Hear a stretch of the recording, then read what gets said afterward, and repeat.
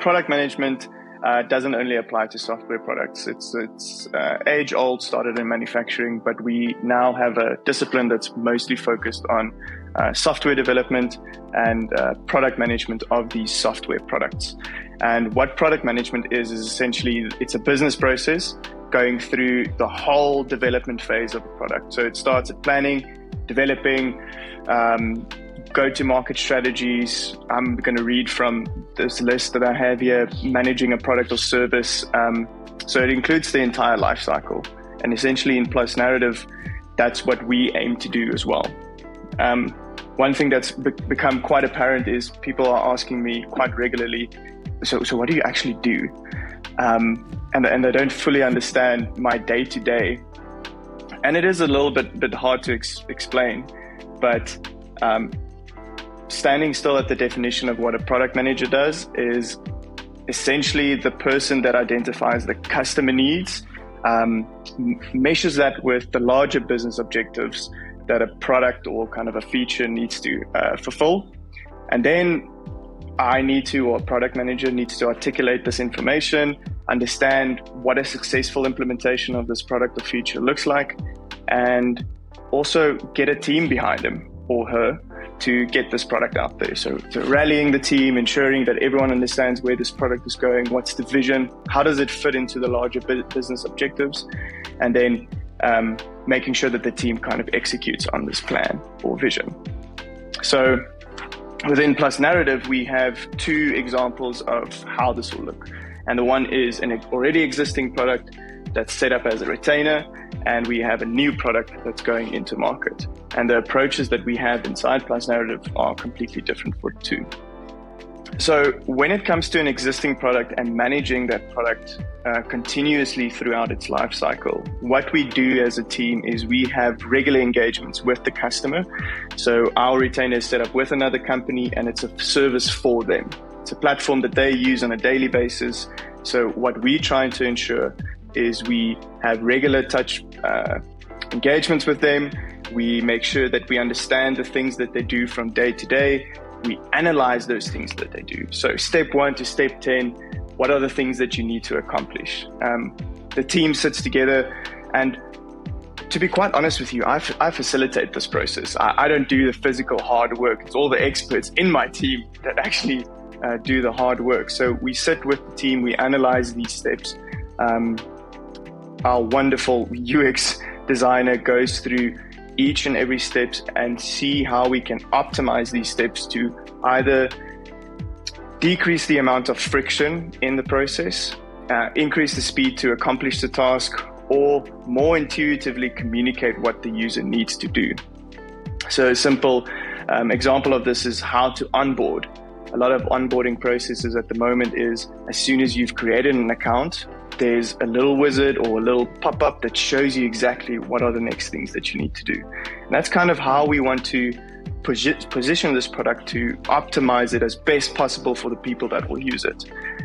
So also living the Plus Narrative values for a human-centered tech product.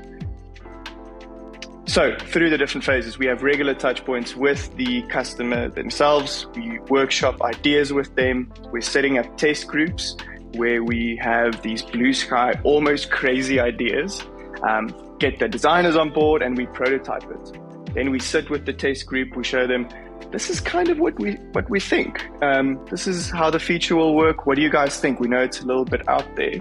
And normally the feedback is quite good so far, but we also get it wrong. And we understand that that isn't the required thing that they need from this product. And then it's something that's not developed.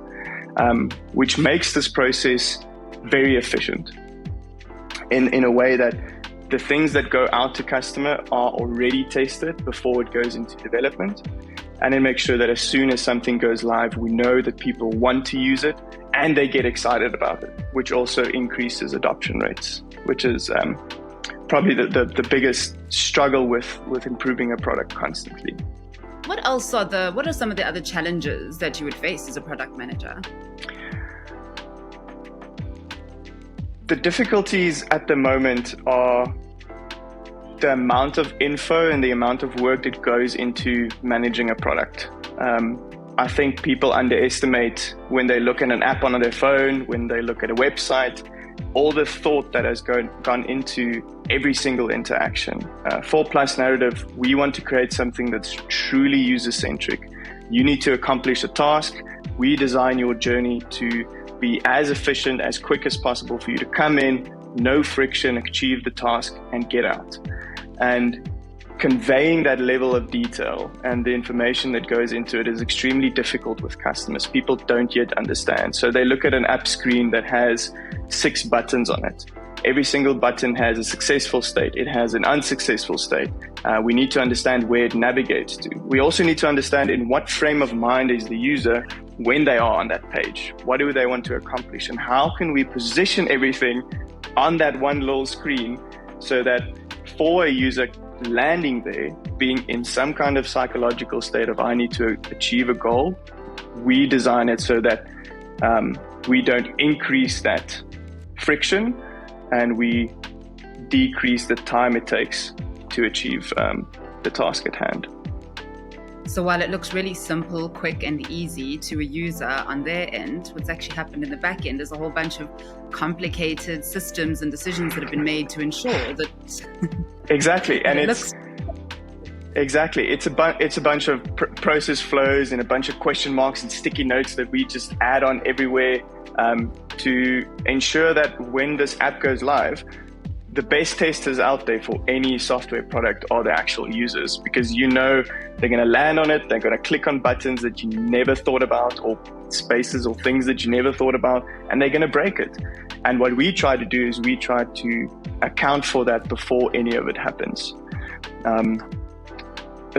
One great example of this continuous improvement initiative that we have with one of our customers and retainers for product management is the features that we think about aren't necessarily required now. So the current features that we developed was put on a roadmap in November last year.